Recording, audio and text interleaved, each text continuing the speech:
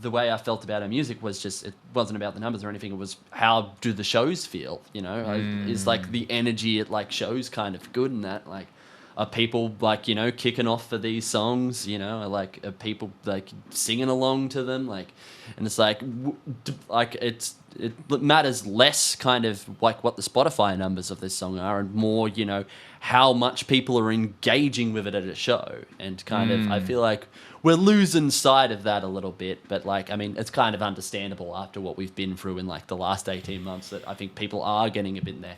You know, all we have at the moment is this kind of digital space. So that's all anyone tries to focus on. Is just like, how well am I doing on this digital platform, or how well I'm doing on that digital platform type thing.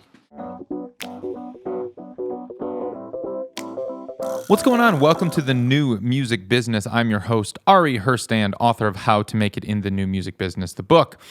Today, my guest is David Potter of the band Stand Atlantic, the pop punk emo band Stand Atlantic out of Sydney, Australia. I think this is the first guest that we've had in this scene, in this pop punk, this emo scene. And it was a really interesting conversation that we had together. You know, this is a band that typically did 200 shows a year. And we talk about what that has felt like this last year and a half, where he hasn't been able to play any shows. We dig into how they got started, how they found their manager, how they got their booking agents. We talk about tour buy-ons and what he thinks about that whole pay-to-play system. We talk about some of the live streams and what it was like switching from the bassist in the band to the guitarist in the band. Now, David is a Fender endorsed artist. We're having a few of these Fender endorsed artists. Full disclosure, Ari's Take and Fender have worked out a partnership. And if you're on Fender's list, you'll be getting notified about the complete artist playbook of 2021 that I wrote for them. And they'll be sending it out to their subscribers soon. You can find Stand Atlantic wherever you find your content. I hate the word content. Wherever you follow your musicians, whether it's on Instagram or YouTube or Facebook or TikTok. David downplayed their TikTok, but their TikTok's pretty funny. You can find them, of course, however you listen to music, Spotify, Apple Music, YouTube, that whole deal. You can find me at Ari Herstand on Instagram and Twitter and anywhere else. At Ari's Take, you'll find everyone who makes the show happen on TikTok, Twitter, Instagram, and visit aristake.com to get on that email list. That is where you're going to get the most up-to-date, current information about all things new music business. Please subscribe and like this show. Follow it. However you're listening to this right now, smash that subscribe button. Up thumb button if you're listening on YouTube. Leave a comment or a 5-star review on Apple Podcasts. That really helps. Please head on over to Apple Podcasts. Just tell me what you think of the show if you dig it, please. If you don't dig it, you can keep that to yourself. But I read the comments, and I so appreciate that. And if you write a comment on YouTube, I will try to get back to you. All right, let's kick into the show. All right, David Potter, welcome to the show. Hello, thank you. Hello. Where are you coming to me from right now? Sydney at the moment. So, okay, and that's where the whole band is based, right? Yes, at the moment. Okay. So tell me about, I mean, how has Australia been throughout this whole pandemic? I feel like you guys were doing a lot better than the rest of the world, right? Originally, our vaccine rollout's been a bit of a kind of shit show, to put it lightly, but we're probably about to head into, like, as I'm saying this, Sydney's probably about to head into another lockdown, which was yeah. Oh, I'm so sorry to hear that. Yeah, it's so rough because we went like 4 months. For about 4 months, we've had 0 cases, and then about a week out from our Australian tour, and there's been popped up like 30 overnight. It could not have been timed any worse. Oh, no. This is like early 2020, March 2020 all over again, huh? Yeah. It's like it's just starting again. Because like for the longest time, literally since like August last year, we've been having like, you know, there'd be like maybe a case or two that would pop up every now and again. But like other than that, it's been pretty decent. So like, you know, there's been shows back. I've been able to go to shows. Have wanted to play one, and we were very close, but yeah.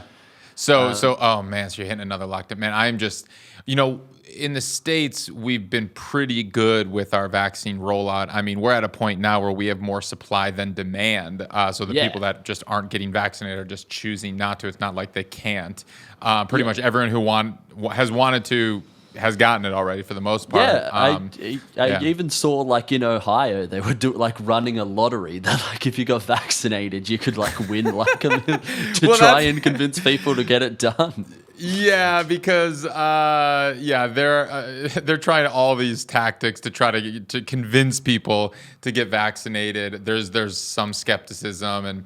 In California, we have a lottery where like people can win millions or $50,000 or something crazy. We're all in it, so I'm in it. I'll let you know if I win.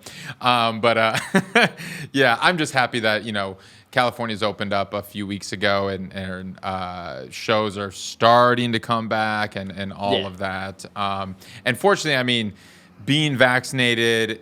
Now virtually everybody I know who's vaccinated, and that all the music venues are requiring people to vaccinated. It's just it feels like we're getting back to normal, and it feels like we're safe again, because up until this point, we was on edge. No one wanted to do it because it's like you don't want to throw a show and then turns out someone died because they came to your show or some shit. Like right, of course, bands just don't want to kind of do that thing, and it's It was why it was so good for like the brief period, the brief couple of months we were getting shows in Australia. It was really good, and kind of after so long of it being away, you kind of think like. Because, like, pre-pandemic, like, it was just, the way of life. It was, like, for touring bands, like, we were touring heaps pre-pandemic. We were doing, like, 200 shows or something a year. And then holy shit. After you go, like, kind of 12 months without it and you go back to that first show, you're like, it just kind of hits you how much you've missed, like, kind of, like, the whole, like, just having your way of life kind of taken from you, like, kind of just overnight, essentially. Have you played a show since? We played one show that was kind of like this. So back when, like, kind of Australia, like Sydney first kind of got all its stuff kind of under control, they were still kind of like testing the waters and that, and to kind of help some musicians and like venues get back into work. The government of New South Wales, which is the state that Sydney's in, we live in, was actually like sponsoring gigs, like paying bands just to put on gigs, like, and so we got like pretty well paid for that. But it was like a sit down show, so it's like when we're kind of like a pop punk kind of pop rock band, it's like pretty all about high energy. It was a bit of a weird vibe. Like it was still great, like just to kind of like I said, after being away from it for so long, to actually get back to play a show, but it kind of wasn't the same energy that I've seen like kind of for the shows that are proper stand up, proper mosh pits and that, because like all the ones that I've been to that have been like proper mosh pits, like the energy is absolutely insane. People are losing their shit because like how long it's been since like people oh my God. acoustic shows with like walls of death coming at each other. I mean, like there's gonna be folk concerts with mosh pits these days. Crazy, man. It's just the first show that I went to in a club with other humans around me, it was just a local cat who was doing a residency. He's like a guy that just does residency, and there was it was before everything had opened up, so it was an illegal show, and there was probably 150 people stuffed into a venue that should only hold 120. And this was after I was vaccinated and everything, but like having that first show, that experience, I was chills the whole time. I'm on the cusp of tears like 4 times. It was just it was euphoric. I mean, this was something I used to go see shows 4 nights a week and or playing them or whatever, and just without having that experience, you forget. And then when you're thrown back in, it's like, oh my gosh, this is it. This is why we're in this, and this is why we do this. And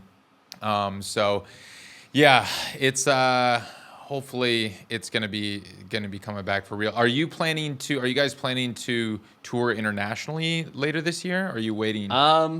Probably not later this year. I think for what's soonest on the cards for us would probably be like next year. I don't know how much I'm allowed to say about what. I don't think our booking agent would be like me giving away like the full details on that. But part of it is that like once you leave Australia, it's very difficult to get back in, just because of how kind of like strict we've been about like just not letting anything in. So if we wanted to go over and play shows, we probably could, but like as soon as we if we do like a 2-month tour, we don't want to get stuck away from home for like kind of like 6 to 7 months just because we can't get back into Oz type thing. Right. No, that makes sense.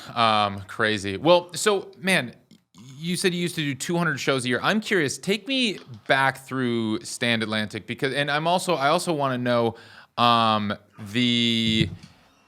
me about the pop punk scene in Australia, the music scene in Australia. I mean, I personally, I've been a singer-songwriter my whole career. Now I'm doing funk music. And, back in like middle high school, I was going to see pop punk shows and like ska band and punk and that kind of stuff. But we're talking late 90s, early 2000s. And I know that, now being on Hopeless Records with, I'm sure, a lot of your idols who are on that and a lot of the guys who came before you. I'm curious. It's very cool to see that there is this scene has maintained, and it seems like it is such a deeply rooted kind of cultural niche, in that people are really strong with that. But I'm curious, from your vantage point and your perspective, being in Sydney, being in Australia, how you have been received initially and then through the years. Well, so the odd thing about it in Australia is that pop punk, we find, being an Australian band, it's way bigger in the UK and the US than it ever kind of was in Australia. Australia has this very kind of... Australia's whole thing is it doesn't really like overly kind of polished, overproduced bands, and that's what we are. We are very kind of like highly kind of to use the word overproduced, just kind of like overproduced kind of band is exactly what our kind of, and like the Australian kind of sound, if you listen to what's big on like our alternative radio stations, is like very kind of just, earnest, stripped back stuff. So like we still do get a lot of support in Australia, but it's weird that it's kind of like, being an Australian band, the sound we play is way bigger in like the UK and the US.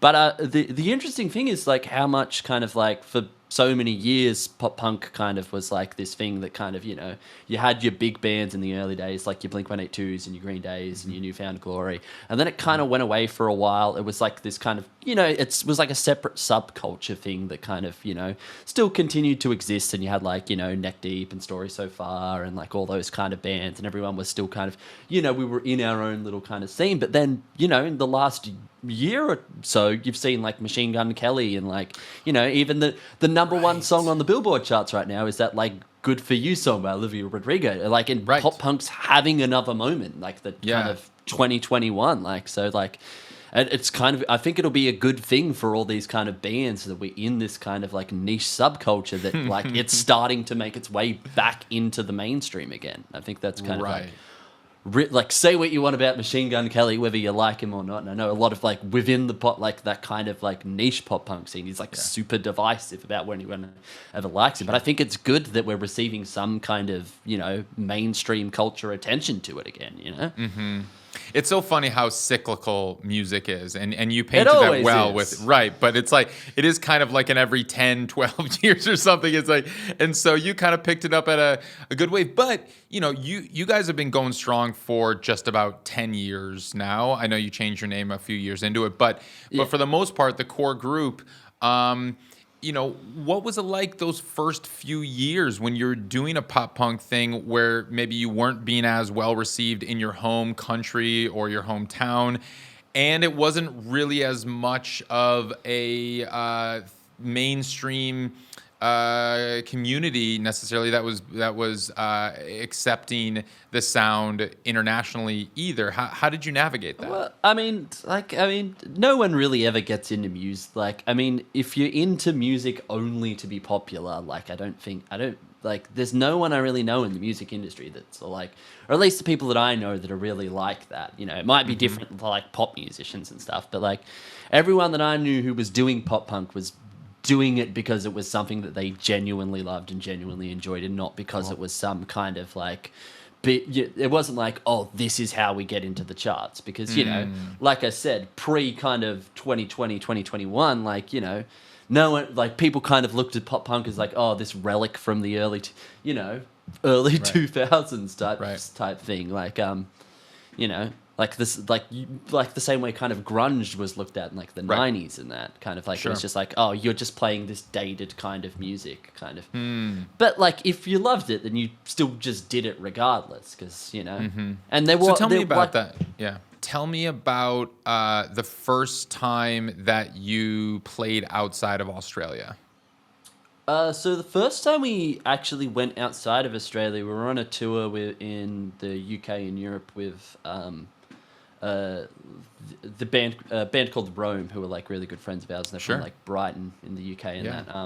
And it was our very first show outside of the UK was actually outside of Australia. Sorry, was in Cologne in Germany. And like for whatever reason, whenever we go back to Cologne, it's like they lose their mind in that city. It's one of the loosest cities I've ever been to. Like the shows there are always like, you know, and it was like incredibly different from what we've seen in Australia. Because like I said, the Australian scene really isn't too much into that kind of like overly polished, overly kind of like hoppy, like happy kind of pop punk kind of sound. But like in Europe and UK and stuff, like they seem to enjoy it a lot more. And it was like really cool seeing like the kind of like, you know, our first ever show overseas, we were getting like, you know, crowd surfers at circle pits and that, when we'd never really gotten that kind of reception before in Australia. Like, yeah. So it was fun. Nice. It was fun to do that, and like I said, like we still like. I don't mean to kind of sound like I'm kind of talking down Australia too much, because there is like we do have like a very good, like, we do get a lot of support and a lot of following from Australia, but it's a kind of different scene. It's like this kind of like, we just kind of have these festivals that come around in summertime, and that's kind of more what you do. Like, because the hard thing about Australia is that if you're to do a tour in Australia, you've only really got 4 major cities, like 4 or 5 major cities you can hit up. Whereas, you know, if you're doing a tour in the UK and Europe or the US, you know, you can go 30, 40 days just playing shows. Whereas, you know, if you're doing them back to back in Australia, you've got 1 week, and then you kind of, then you have to start playing towns out in the middle of nowhere type thing to continue playing like type stuff. Where did you find initially and now more recently that most of your fans came from? Meaning, how did they discover you?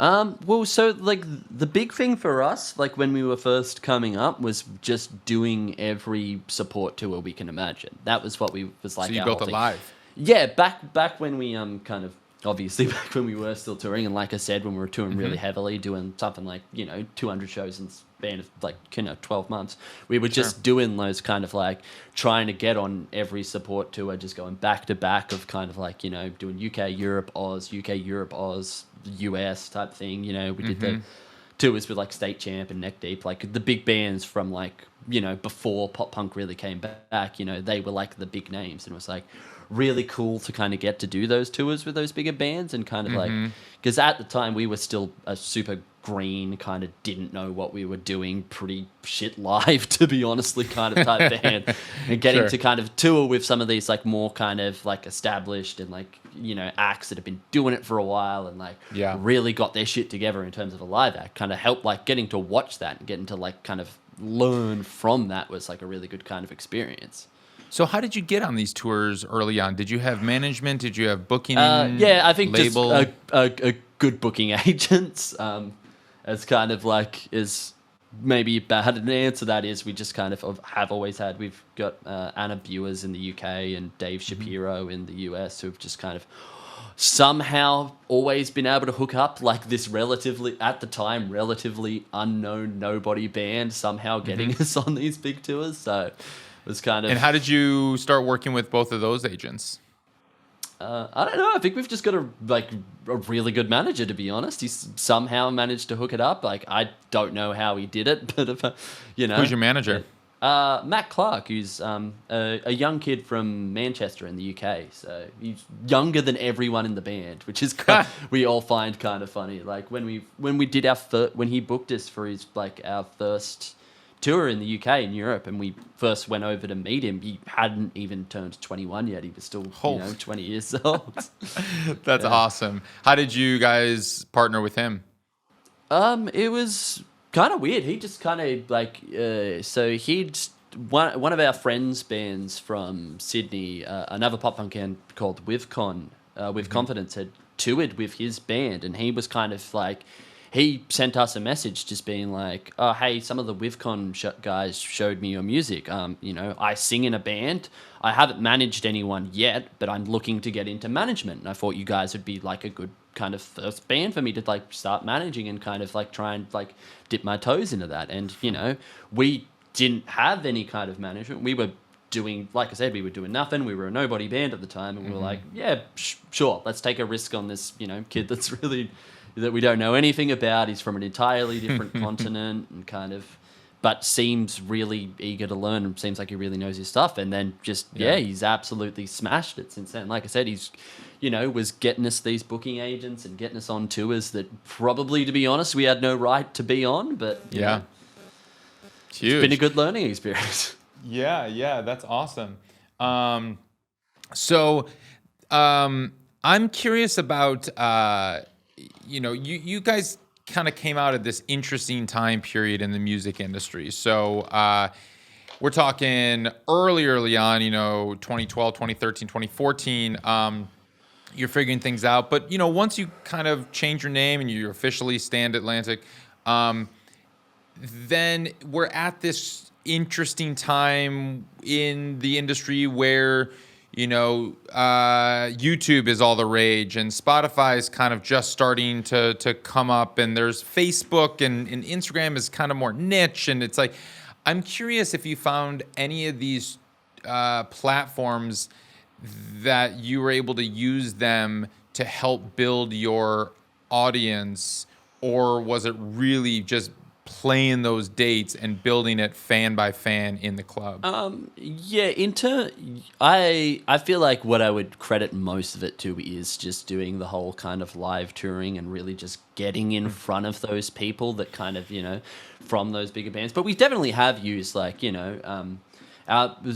to kind of sing the praises of our manager again. He's very good at just knowing how to kind of work the Spotify algorithm and that. And it's like, it's a little bit sad that that's kind of what the music industry is right now. It's just gaming algorithms to but like you just kind of, you've either got to get with it or kind of got left behind. And we have been like, quite good, I feel like, for kind of just knowing how to kind of build a platform on Spotify and that, and kind of, we do all right on there. Like our streaming numbers are, like, I think pretty good for a band kind of our size and that. Like, sure, yeah, definitely. And so I'm curious, were there any? I want to get even more specific with that. What has been over the last few years, now that it is about the the algorithms and all that stuff? Who, I'm assuming Matt takes the lead, your manager, on that. But how do you work in collaboration with your record label, with Hopeless, with Matt, and then the band and you guys? Who kind of does what, and how do you split up the business responsibilities or the promotional responsibilities? Kind of like Josh Apple over at Hopeless is like who does like that's one of the really good things about Hopeless, and why you see like quite a few Hopeless bands at the moment who are really kind of killing it, is that they have this dude over at Hopeless, Josh Apple, who just does like this DSPs, so just all digital streaming stuff. And I think that's an advantage they have over a lot of other kind of small indie labels, is that they've got this guy, Josh Apple, over there, who just really knows how to kind of work bands for the kind of, this like work bands towards Spotify. And I know at the moment he's trying to get us to do TikTok, but I just kind of feel like such a boomer doing that kind of thing. I feel like I've missed the train on that one. I'm sorry, Josh. I wish I could do like TikTok and that, because it's like so many bands and so many artists are just building their kind of name on that right now. It's like, you look at what all the number one songs are, like, top 10 on Billboard. They're all also top 10 on TikTok. It's where like so many of these big songs come from. And then it's kind of like, So to that extent, I kind of wish I was a little bit better at that. But I mean, you guys are doing all right. I mean, Bonnie's doing a great job with your TikTok, and I love your TikToks. The ones that catch on the most are the ones where you're responding to a commenter that says, "Why are you verified?" And then you post a hilarious video of like chucking a Cheeto across the room that you catch in a mouth. And it's like, see? Or like everyone trying to do a skateboarding trick or something like that. And it's like, it's a cheeky, hilarious response. I feel like that's our only kind of like response to the whole TikTok thing, is to kind of just take the piss out of it, because I think we're all a little bit too old and too jaded to kind of be sincere about the whole TikTok thing. Right. No, I feel that completely.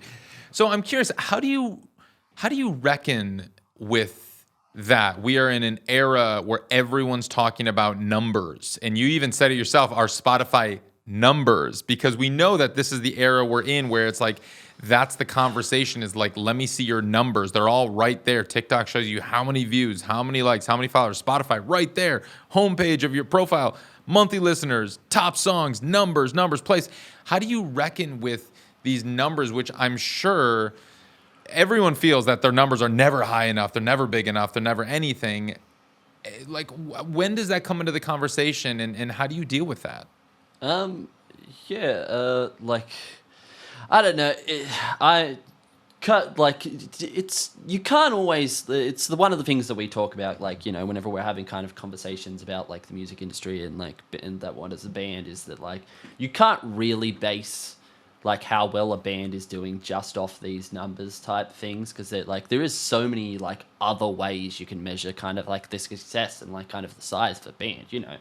If you look at like someone like a band like, from the UK, like Don Broco, who just, aren't a particularly big streaming band and that, I think they've probably got like half the monthly listeners of like us on Spotify, but they're playing, they're selling out Alexandria Palace in the UK, 10,000 cap venues and that. It's like, we'd be lucky to probably hit 1,000, like, 1/10 of that at the moment. So it's kind of like, it does, like, I feel like people get a bit caught up and get a bit all in their head about just like, it's all about the numbers. That's all, like, it's all just about just, making sure that, we've got to have over 1 million monthly on Spotify, or, we've got to be kind of doing this. And it's like, I feel like it kind of distracts from what the point of being a musician is. And for, at least for me, but like pre-pandemic, it was just kind of, the way I felt about our music was just, it wasn't about the numbers or anything. It was, how do the shows feel? Is like the energy at like shows kind of good, and that like,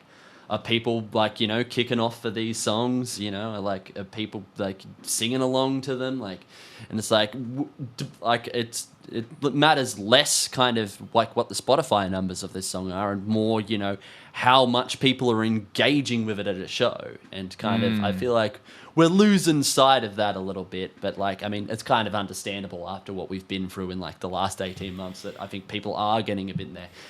All we have at the moment is this kind of digital space. So that's all anyone tries to focus on, is just like, how well am I doing on this digital platform, or how well I'm doing on that digital platform type thing. So well put. And I so appreciate that you brought that perspective in. And I know a lot of people listening right now who are musicians, who are told that they should be obsessing with their numbers, that to give a good reminder that this is not why we're in music. It is not about the algorithm. It is not for the numbers or any of that. It's the connection with your fan, with the audience, and to have that response. And I so appreciate that reminder. I think we all need that reminder once in a while. And like you said, this last year and a half has been incredibly challenging to remember that, because not only were we not able to play shows or even be in that, we weren't even really able to be around other humans. And so we were existing completely virtually, digitally. And if we're not able to crack that, it's like it really does a toll on your self-worth. Yeah. And I have some close artist friends who are live artists. They crush it live. Everyone who sees them live loses their mind and are lifelong fans. but they can't crack the internet. And like, the algorithm doesn't like them for whatever reason. They're not able to translate what they can do live through a 10-inch screen. And so it's like, it is frustrating when so many people in the industry are so obsessed with the numbers and the algorithm cracking this and that. And we're in this era where people have 50 million streams on Spotify but can't sell 50 tickets to their hometown show. And that's the crazy, unfortunate reality of the world we live in. And you're so right. It goes the opposite way, where there are people that don't have much numbers to speak of who are selling out venues all over the world. And so it's like that perspective is so important to remember. Well put. Yeah. I want to get into the music a little bit. So you started with the band as the bassist, and now you're the guitarist. Tell me about that transition. Well, it was just kind of when we first started out as a band, just playing bass. I'd kind of always played a little bit of both, a little bit of guitar, a little bit of bass, but kind of more geared towards bass. And we had a different lineup, and we did have a guitarist. That guitarist left to kind of, focus on career or whatever and whatnot. And we kind of were like, okay, well, we need someone to kind of either step up and play guitar, or we need to find a bass player. And as it turns out, it's usually a bit easier to find bass players than it is to find guitarists. Plus, so the bass player we got in, Mickey, had been just a long time kind of everyone in the Sydney music scene kind of knows Mickey. He's been around for he was one of those guys that was eventually one of the bands you're playing in will make it. And then kind of, so we were yeah, we need a bass player. Everyone knows you. We know you're great. You can sing harmony, which is, pretty much all you ever want from, as long as you can play basic root notes and sing harmony, then, you've got it. You're a bass player.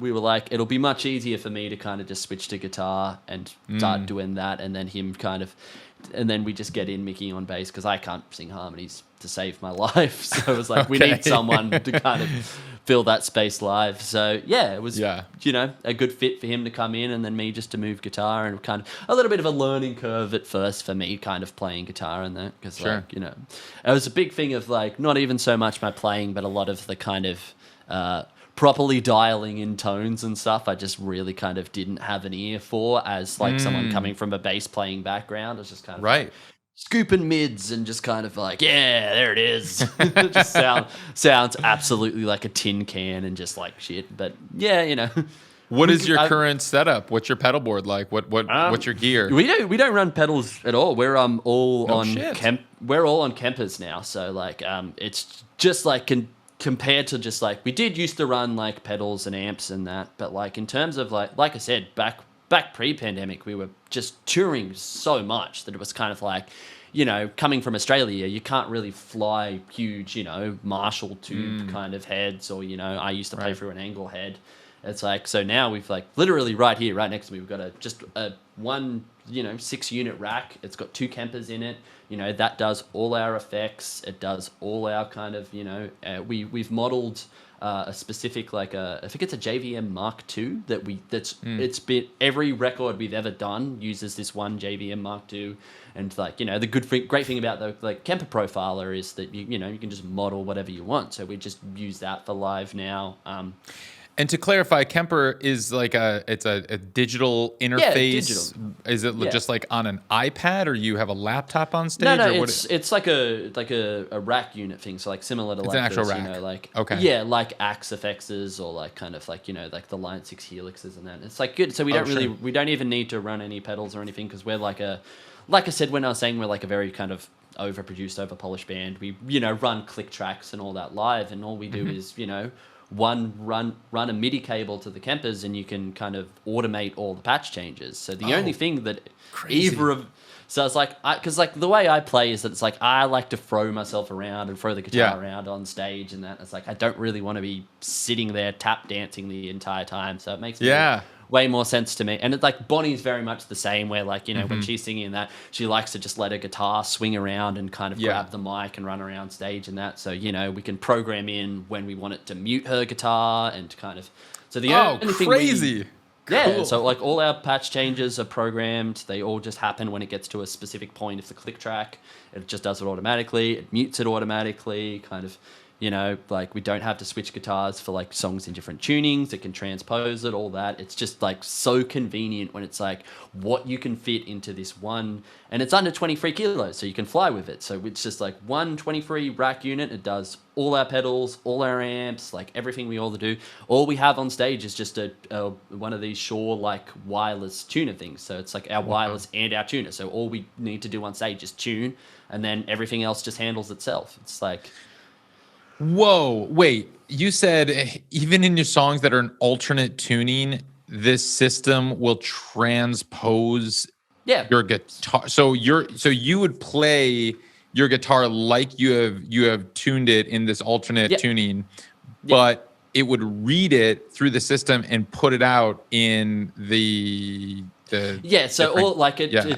it can't really like change you from like an open C to a standard or anything, but more just like some songs we have, because we like to just for like kind of vocal range stuff, we do the classic thing of just playing most of our songs the semitone down live, just to kind of make it a bit easy on the like I said, when we were doing like 200 shows a year, we don't want to belting it every night to kind of like so just like songs where we need it to go a semitone down, it just kind of goes through like we play it as if like kind of we play in drop C live, and then it comes out as drop B through the Kemper, and so like kind of okay, gotcha. So crazy for like a band like us, we're trying to fly everything kind of work, so we can't bring huge six guitar vaults and that we bring one each and then a spare one in case either of us breaks a string, and then like so that's all we need to fly with, and then just kind of like any no song amps. that's in like no amps, like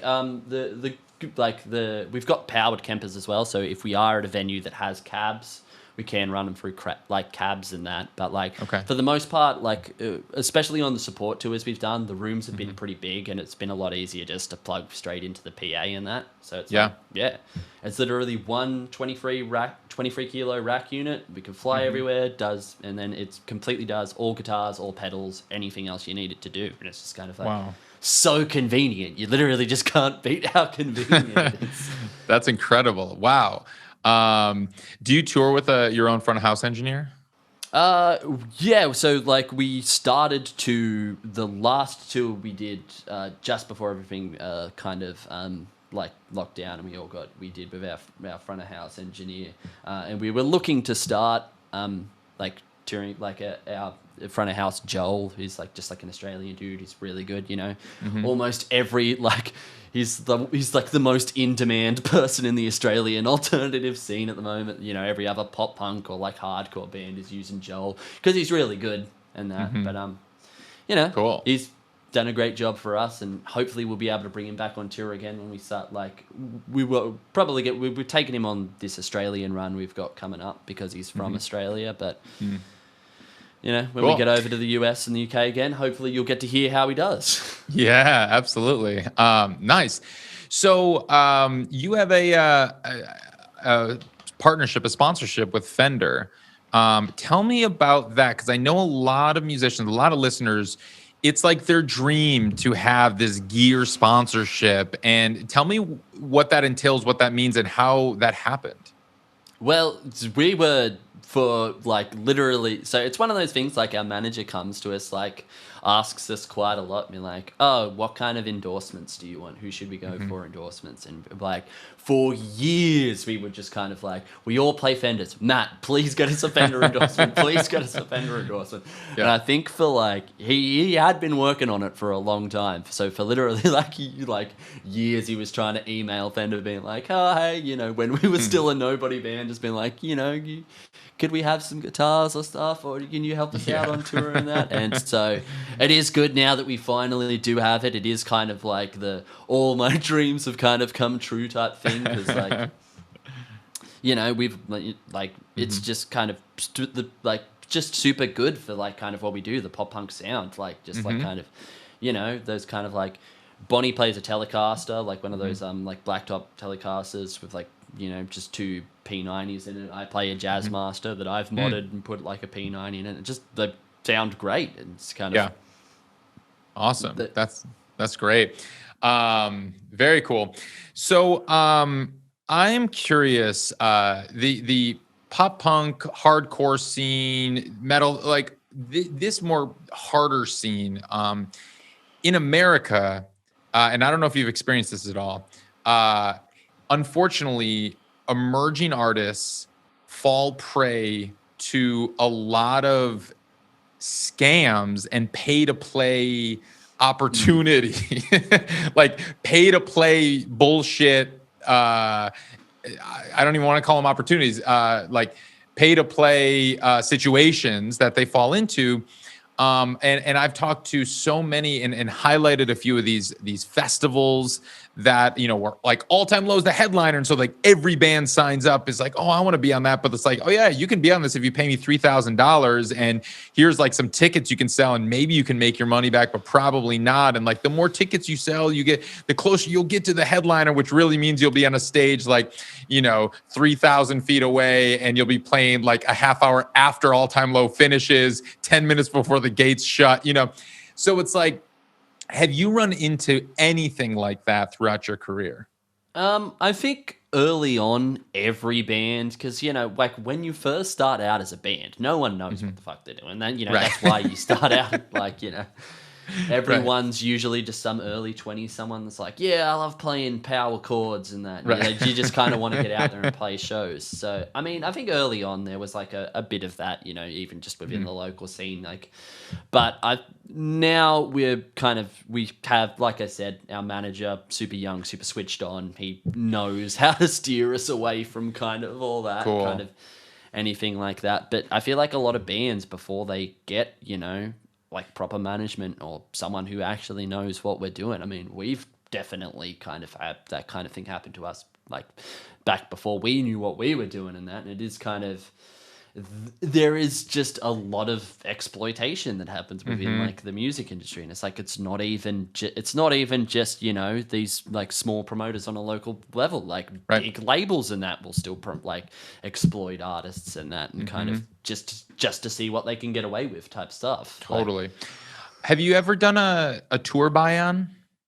No, we've never done that. We've done like tours where it's been like, yeah, you get $50 a show. Right. It's like, cool. That does not even, where it's kind of the like, where you're not making any money. You're actively losing money. Like one of our first like Oz tours and that, first big Oz tours, you know, we did literally get paid like, you know, $100 a show, and we had to bring our own sound guy who was charging $200 a show. So I was like, but to some extent you do kind of have to grind like as much as, you know, you should be wary for like some of those scams and that. You also do have to like kind of know that like if you don't really have much like marketable worth as a band, sometimes you do just have to do shows for like really cheap. Like obviously like look out for like people that are being exploitative and that, but like, you know. I'm assuming you would make some of that up in merch and contacts and fans that theoretically you'd have your email list out there or something, or you'd kind of get these fans, right? Yeah, 100%. Like, and it is like one of those things where it's like, you know, if, like I said, a big way of how we first kind of were coming up in, you know, 2016, 2017, 2018 was just by playing so many shows and playing in front of so many people. So, you know, you kind of just got to balance it and just make sure that like, you know, you can grind as much as you can kind of to where you can get to the stage where, you know, now we can, you know, kind of, now we can demand, you know, 5-6K a show for a guarantee or something. It's like, I don't know if that's actually true. I don't know what our guarantee is, but I assume I'd like to hope it's more than like $100 now. Yeah, I mean that sounds accurate at the stage that you're at, but for sure. But it's also a really great. It's really helpful to hear you say all this, and for a lot of these young bands that you're right don't really know how things work. Or should work, and like even though you only would get paid $50, $100 a show or something like that, it's still the respect that the promoter or the headliner or the agent, their agent gives to you to say, hey, we respect you enough to compensate you for the value that you are bringing to this bill. And Yeah. if they're only paying you $100, it's probably because the tour is not making a boatload of money. And also you probably aren't worth that many tickets at many shows. And so, it is an investment, and that's cool. And I think it's like, I do draw the line at where and how does the money transact. And even though one could make the argument, well, what's the difference if you're paying them $100 or they're paying you $100? It's like, in the end, you're losing money either way, and da da da da. It's just, it is where's the value respect, and yeah. 100%. It's like it's one of those things where it's like it's even as a symbolic gesture, I don't think you should ever have to pay to be on a show. Like, and you should always be at least getting something. Like, I know, because a lot of the things, like, the first kind of tour, like first big tour we did in Oz was supporting New Found Glory, who are this, huge legacy band. And we, know, as a band that had only ever played to like rooms for like 20 people and that, we were getting to play like, these big, like 1,500, 2,000 cap rooms that we'd never done before. And it was like, it is very much one of those things as a support band for, like one of these bigger acts. It's like, they're helping bring you out and bring you into like these new fans and stuff and bringing you this new engagement and that. And it's like, but it's when they're only paying you something like $100, it's still just that symbolic thing of just being like, you're still being compensated for your work. What you are doing is still work. And even though, what this is more about, doing this big tour is more about, actually getting in front of new fans than it is about making money. Because you make the money later on when you're doing your headline tours. That's where you start actually making money, is when you're big enough to start doing your own headlines, like we are now. Kind of like, even the very last tour we did, which was with in the UK and Europe with The Main, it was like we were still a support act for them, and it's like, I don't think we would have lost money on that tour, but it was like kind of probably ended up somewhere around breaking even, maybe making a little bit, but still not heaps. But it's like, the point of that was to be doing, 2,000 cap rooms and stuff in like London and that. And it's like, so that when we come over to do our headline tour next, that's when we can start actually, start making that, 100%. like selling more tickets and that. Yep. Over the last year and a half, did you experiment at all with live stream shows? Yeah, we've done like we did one kind of like live stream we did ourselves that was just that was like we have like because everyone's trying to figure out how to move their business model into this whole like kind of digital space. So we have like kind of this whole like kind of fan club thing, like subscription-based fan club thing that we set up. So we did a live stream on that was kind of... What's that platform? It's called Pillar.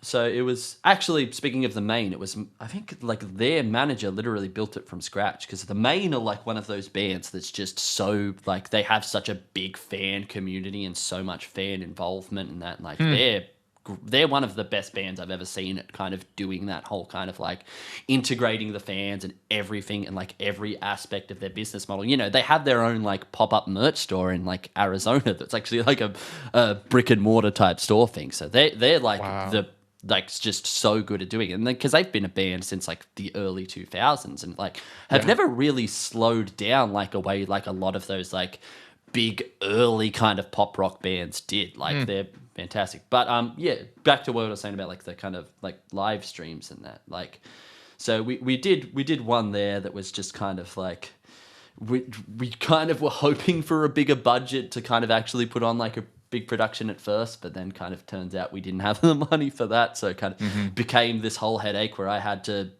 do all the lighting and do all the... We had like one of those big LED walls and I had to design all the LED visuals myself, and we kind of like trying to like do like a whole live stream that had like lighting and sound without having to hire anyone else, doing it all in-house. And it was like, so it was like, it still came out pretty cool, I think, but I'm not a lighting guy, so not particularly great at programming lighting or anything or doing LED visuals, but we still made that pretty cool. And then more recently, actually, when we did have a budget, we did one for like Amazon Music, because old Daddy Bezos was paying for it. So we actually kind of... Old Moneybags himself was able to actually give us a budget for like a kind of... And that was really cool. I was really happy with that, how that kind of came out. We hired in. I'm assuming like, that was on Twitch. Yeah, because obviously Amazon owns Twitch, owns right. literally everything now. Right. Everything in the world is owned by Amazon. But so that was on Twitch. We got to hire in like, a string section, a whole bunch of like, backing vocalists, backing guitarists and keyboardists and that, and like this huge lighting rig and kind of all this stuff and kind of, so that was really fun to like kind of actually have the production to do so, to like, because like when you're talking about like doing these kind of like live streams and these kind of like digital only performances, it's like you can't like what we rely on so much of a band for our performances was like the crowd interaction and the energy of just kind of throwing yourself around on stage and kind of like, crowd surfers and walls of death and all that. And it's like kind of like when you don't have any of that anymore and it's just kind of like, you can't like you need to kind of replace it with something, and it's like we're not the greatest musicians. We're pretty average, to be honest. So it's kind of like, well, let's make this production really cool. Let's get in a whole bunch of session musicians. Let's get this huge like lighting and like kind of like visual setup and that. And that's kind of how you compensate a bit more for not having that kind of same crowd stage energy. But the downside of that is that's super expensive to do. So it was good that we did have the budget to do it once. So it wasn't something, so you only really did these 2 live stream shows for the most part? Yeah, it would have been nice to do more, but they are like this. It's one of those things like compared to a regular show, like there's so much work to put in just to, like our Amazon one was only 20 minutes. The one we did ourselves was like only like half an hour. And like I was programming, I was doing all the like, for the one we did ourselves, I was like programming lights and designing LEDs for like a month to like get half an hour worth of like live music out of. And it's like, like it is just like so much more effort than just rocking up to a venue, bringing a sound guy and a lighting guy and then just putting on a show type thing. So like unfortunately we've only ever really got to do 2, but hopefully we won't have to worry about it. Hopefully there'll be shows soon enough again that we're actually kind of. So let's talk about your song. So you released this new song Deathwish with Hopeless Records and well, it's a collaboration with Nothing Nowhere. It does a feature on it. Really cool, great song, and much. It had like more modern production than I had ever heard from you guys, and from any of your previous recordings. Your last full length record, Pink Elephant, that had your kind of traditional sound. That was your bread and butter sound. And this one we got trap hats happening. We got all this extra production. So tell me about the process of creating this song, and is this the new sound moving forward? Well, like short answer, kind of like yes. We've always been like kind of experimenting. Like we've always liked kind of incorporating like kind of elements of kind of like other like hip hop and that, and like kind of the whole kind of SoundCloud like emo trap thing that's going on, because like the big thing that we've kind of, and like there are elements of that on Pink Elephant. I think they're just a lot more toned down than what they were. Like kind of we had our first album kind of Skinny Dipping that was just all just straight pop punk. There was nothing more to it other than just power chords and octave riffs and big crash cymbals and that. And it's like that's all it was. Right. So but then Pink Elephant, we started to like introduce like a bit more of those kind of like, all right, well, the big thing is where you look where like a lot of the alternative music scene is now, and like what a lot of young people are listening to, like I said, on like TikTok and all that. It's like alternative music really isn't like kind of, like I said, like pop punk anymore. It's this kind of emo SoundCloud trap thing. So we were like, well, if this is where like alternative music is right now, why we can bring that into what we do. And that was kind of like, I think that's just what we're going to try and lean kind of heavily into now, is just kind of when you look at like what Nothing Nowhere does, or like Ghost Main, or kind of like like all these kind of like Sullivan King and all that, like all these like big kind of like sound, like it had went the opposite direction for so long, where all these like hip hop dudes were taking elements from like emo and alternative music, that we kind of wanted to turn that around and be like, okay, we want to be an emo kind of pop punk alternative band that takes elements from like all this hip hop music. And that was kind of the thought process behind bringing in like Nothing Nowhere, who's like kind of like a rapper and that, and kind of hopefully that's like what we're going to lean into more musically kind of going forward. Like, not to give away too much about like, no, that's so cool. But you bring up a really interesting point. That's so cool. You're right. Like, you know, hip hop and pop traditionally use samples from more organic sounding bands, whether they're pop punk bands, whether it's you know, funk bands from the 70s, whether it's a Dido song from the late 90s or whatever, you know, they've all traditionally hip hop. They've all been the samples now, and it's kind of you flip it around as it's like, okay, your core of what you're doing is the pop punk thing, but you're bringing not quite samples, but still incorporating those elements, so you have that tinge of that sound. That's really cool.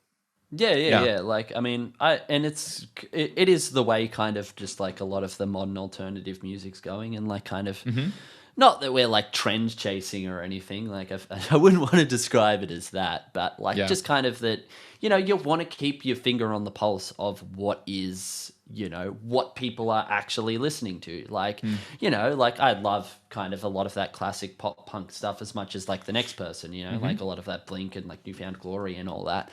But you can't keep making the same records for 20 years. At some point, you've kind of got to try and evolve the sound into like what kind of comes next. And like I said, I think what is like the next big frontier of alternative music is that kind of like emo trap thing. And it was like, you know, even last year on like we have this, like our biggest like alternative radio station in Australia is Triple J, and they have a thing where they get on kind of people to do covers, like it's a program called Like a Version, where you get like live on radio, you just do a cover of a song, and like huge artists have done it, like Billie Eilish has done it, Childish Gambino's done it. And so like last year we got a chance to do it, and we're like, okay, well, you know, like unfortunately Juice WRLD had just passed, but that, you know, that song Righteous that he did, like one of like kind of arguably one of the best emo songs of like the last 10 years. And it's like from a hip hop dude. And it was like, well, you know, we're an emo band. He's released one of like what I think is probably one of the best emo songs of like the past 10 years. Let's do a cover of this. And like kind of, hopefully it came, like, I hope people think it came out well. I think it came out well, but yeah, cool. No, that's great. So I mean, man, 200 shows a year to now where it's you've kind of been stuck back at home and no real plans moving forward. Has this last year forced you to reevaluate what your definition of success means, or what do you define as success? It's super hard, because like without, like I was kind of mentioning earlier, without that kind of like the live music aspect and going out and playing those shows, it's just kind of, it's so abstract and so hard to kind of see like the hard, you know, all the hard work you've been putting into for this career for like the past almost 10 years now. Like we've been playing as a band, all that hard work, without being able to see the fans and see those shows. It's kind of like all you kind of get is a Spotify number. It's so like abstract to kind of really take any personal joy or personal fulfillment to be like, yay, the number went up, I guess. Right. Like it, right.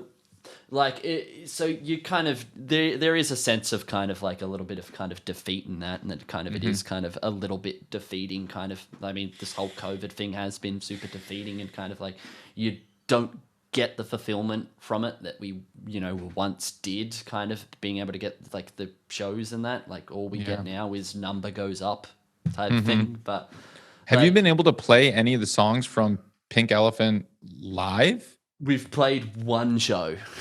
We've literally done, like I said, one sit-down show. The most depressing thing was that like we had this whole like plan for like a kind of a stage set up. I built a bunch of like DMX lights in the shapes of elephant heads, and by the time we get to tour, we're not even going to be on that album cycle anymore. You're so right, it's completely right. pointless. Like that, I built all this stuff. So you are shifting. You're not going to pretend like this last year didn't happen and just pick up from, hey, we just released a new album, Pink Elephant. You're actually moving forward. You're like, no, now we're okay. It would be kind of, I feel like, a bit just counterproductive. Like, I mean, by the time like I said, we've got this Oz tour coming up in Australia, so we'll still get to like kind of do Pink Elephant and all that then, kind of. But like by the time we're properly touring, we're pretty much going to be on the next cycle, to be honest. So and there's no point in kind of like as much as I say, kind of like it's hard to see the growth in that. There has been growth, like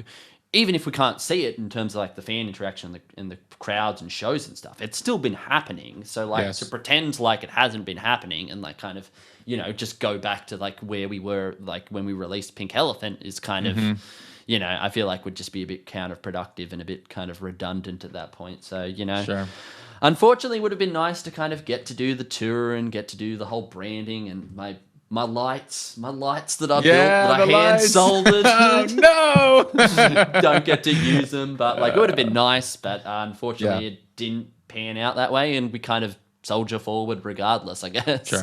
Yep. No, totally. Well, David, this has been a lot of fun, and I have one final question that I ask everyone who comes on the show. What does it mean to you to make it in the new music business?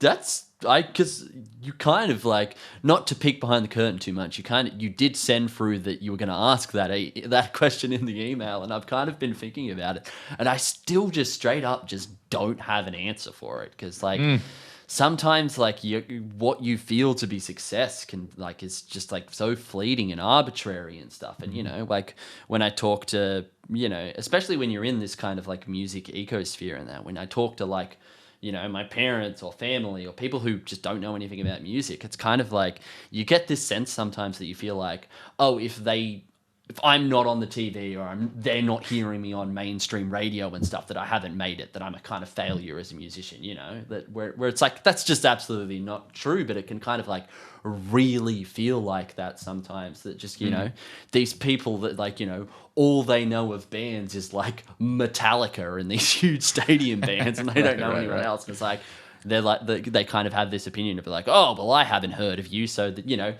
there's no difference between us and like some like cover band that plays to like 5 people because they haven't heard of either of yours type things. But like I said, I try, like, there's so many different ways you can measure kind of success, like I was saying earlier, and it's like, you can't just say Spotify numbers, or you can't just say crowd sides or anything. And it's like, I think it's just being able to do what you love, which like unfortunately has been taken away from us a bit with kind of the whole COVID thing. But I'm still not gonna stop doing music just because like I can't, like, things have changed. We're all just gonna adapt and just kind of do the best we can do. David Potter, thank you so much. Thanks for having me on, man.